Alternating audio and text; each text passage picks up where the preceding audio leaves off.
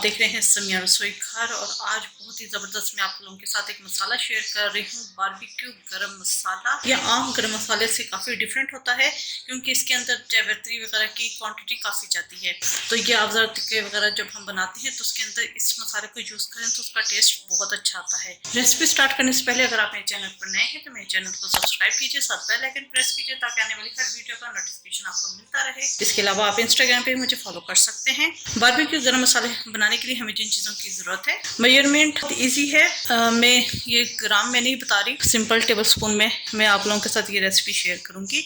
तो ये स्टार्ट करते हैं। 3 टेबल स्पून ज़ीरा है, 2 टेबल स्पून अदरक का पाउडर है, ये इजीली मार्केट में अवेलेबल है। इसके अलावा 2 टेबल स्पून सौंफ है, 1 टेबल स्पून काली मिर्च है।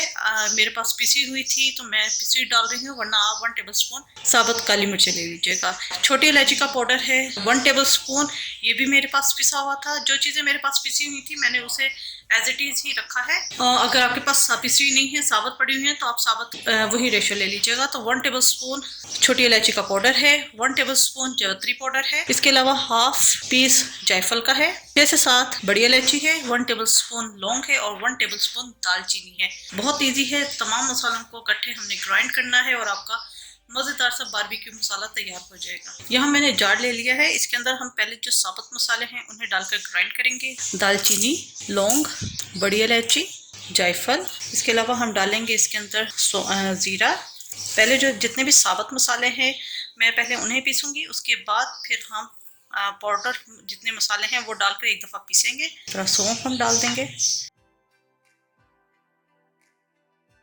ये तमाम साबुत मसाले मैंने डाल दिए हैं, इसको हम पहले ग्राइंड करेंगे।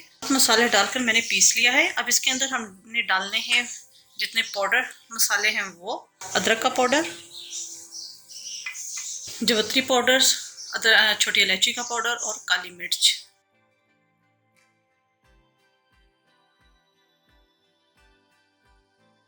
पाउडर मसाले डालकर भी हम इसे ग्राइंड करेंगे।